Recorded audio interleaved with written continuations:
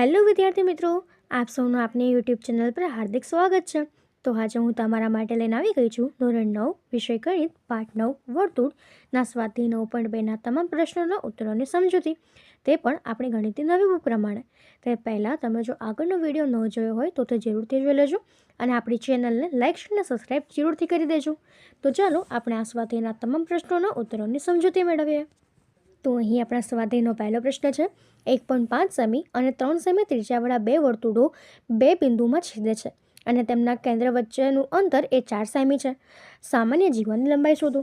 તો તેના માટે સૌપ્રથમ આપણે આ પ્રમાણેની આકૃતિ દોરી શકીએ છીએ. તો હવે એના પરથી આપણે સૌપ્રથમ લખીએ કે 5 સેન્ટીમીટર અને 3 સેમી ત્રિજ્યાવાળા બે વર્તુળો એ બે બિંદુમાં છેદે છે અને તે અનુક્રમે M અને N છે. O ડેશ અને MN જ્યાં છેદે છે ત્યાં L નામ આપીએ. ધારો કે LO ડેશ બરાબર x સેમી છે અને OL બરાબર 4 - x થશે. તો અહીં ML બરાબર LN થાય અને અહીં ત્રિકોણ OMLમાં OM² = ML² + OL², જે આપણો પાયથાગોરસનો પ્રમેય છે.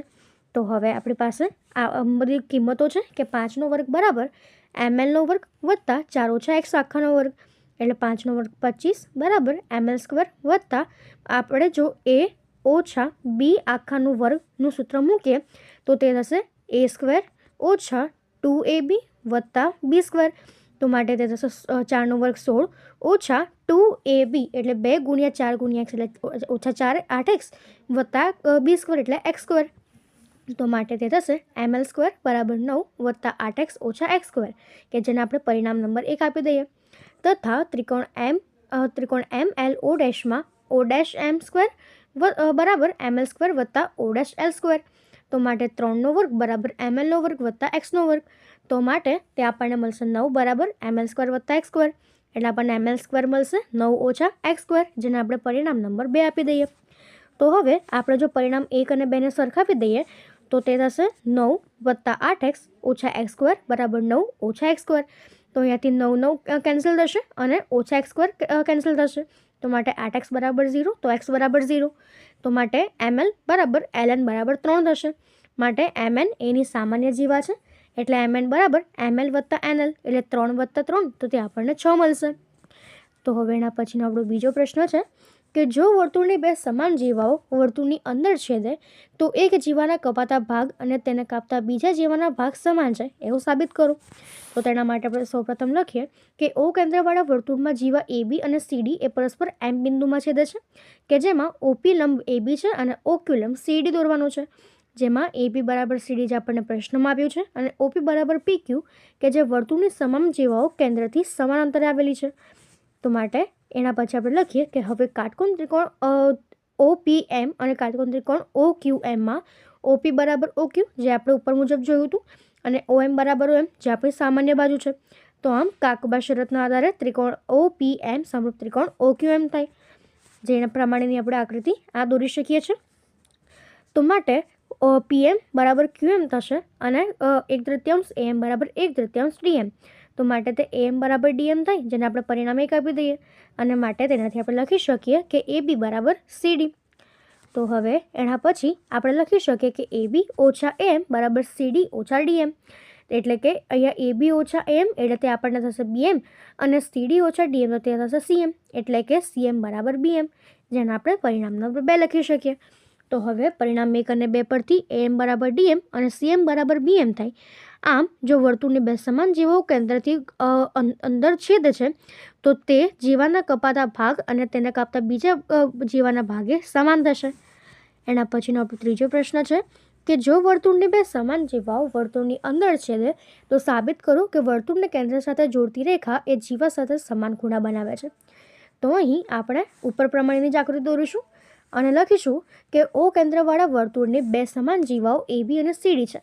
AB અને CD જીવાઓ પરસ્પર M બિંદુમાં છેદે છે. હવે OM જોડો. OP લંબ AB અને OQ લંબ CD દોરો. કાટકોણ ત્રિકોણ OPM અને કાટકોણ ત્રિકોણ OQMમાં ખૂણો OPM બરાબર ખૂણો OQM જે કાટખૂણા છે, OP બરાબર OQ કે જે વર્તુળની સમાન જીવાઓ કેન્દ્રથી સમાન અંતરે આવેલી છે અને OM બરાબર OM જે આપણી સામાન્ય બાજુ છે. આમ બાકુબા શરતના આધારે ત્રિકોણ OPM સમરૂપ ત્રિકોણ OQM થશે. તો માટે ખૂણો OMP બરાબર ખૂણો OMQ, કે જેનાથી આપણે લખી શકીએ કે ખૂણો OMA બરાબર ખૂણો OMD. તો હવે એના પછીનો આપણો ચોથો પ્રશ્ન છે કે જો O કેન્દ્રવાળા બે સમકેન્દ્રી વર્તુળો એ સમાન કેન્દ્રવાળા વર્તુળોને એક રેખા અનુક્રમે ABC અને Dમાં છેદે તો સાબિત કરો કે AB બરાબર CD. તો અહીંયા સમકેન્દ્રી બે વર્તુળો છે, કેન્દ્ર O છે અને બે વર્તુળો આપેલા છે અને એક રેખા જે છે એ અનુક્રમે આ બે વર્તુળોને A, B, C અને Dમાં છેદે છે. તો આપણે સાબિત કરવાનું છે કે આ AB બરાબર CD છે. તો તેના માટે સૌપ્રથમ આપણે લખીએ કે અહીં OM લંબ ED થાય એમ એક રેખાખંડ દોરો. AM બરાબર MD જેને આપણે સમીકરણ 1 આપીએ. OM લંબ BC પણ થશે કે જે BM બરાબર MC થશે જેને આપણે સમીકરણ 2 આપી દઈએ. તો સમીકરણ 1 અને 2 પરથી આપણે જોઈ શકીએ કે AM ઓછા BM બરાબર MD ઓછા MC. આપણે સમીકરણ 1 અને 2ની બાદબાકી લીધી તો તે થશે કે AB બરાબર CD જે આપણે સાબિત કરવાનું હતું.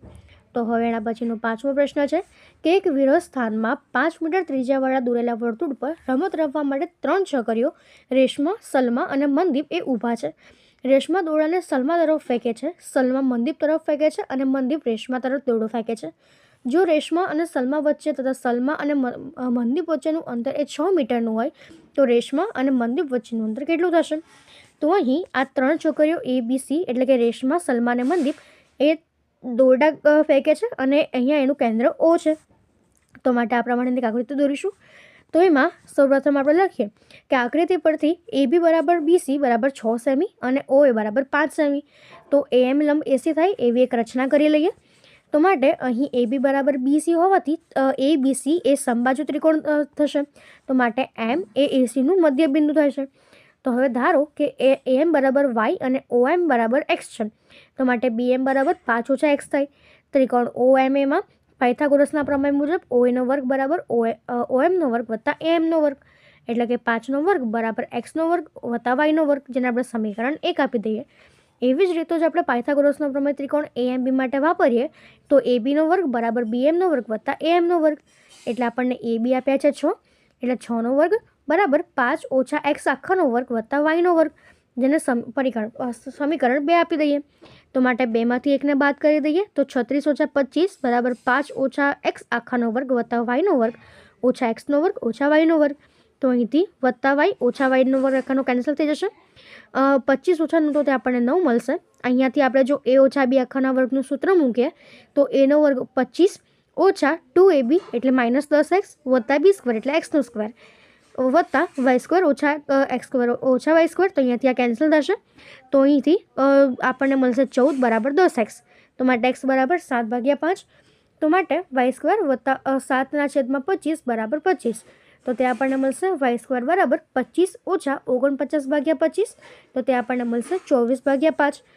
તો આમ AC બરાબર 2 ગુણ્યા M એટલે કે 2 ગુણ્યા 24/5. તો તે આપણને મળશે 9.6. તો આમ રેશમા અને મનદીપ વચ્ચેનું અંતર એ 9.6 સેન્ટીમીટરનું હશે.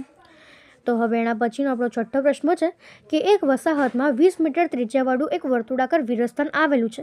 3 છોકરાઓ અંકુર, સૈયદ અને ડેવિડ દરેકે પોતાના હાથમાં રમકડાનું ટેલિફોન એકબીજા સાથે વાત કરવા માટે રાખીને વર્તુળની સીમા પર સરખા અંતરે બેઠા છે. દરેક ટેલિફોનની દોરીની લંબાઈ શોધો. તો અહીં આપણને આ પ્રમાણેની આકૃતિ આપી છે કે જેમાં આપણે જોઈ શકીએ છીએ કે 3 છોકરાઓ A, B અને C જે છે એ દોરડા સાથે લઈને ઊભા છે અને તેમનું કેન્દ્ર જે છે એ O છે. તો આપણે અહીંયા એક BC પર લંબ AD દોરી દઈએ.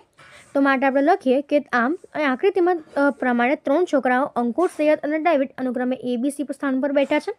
અહીં ABC એ આપણું સમબાજુ ત્રિકોણ થશે. તો આપણે AB બરાબર BC બરાબર AC ને એ ધારી લઈએ. અહીં AD લંબ BC થાય તેવી રીતે AD ને વર્તુળના કેન્દ્રમાંથી પસાર કરવાનું છે. OA બરાબર 1/3 AD.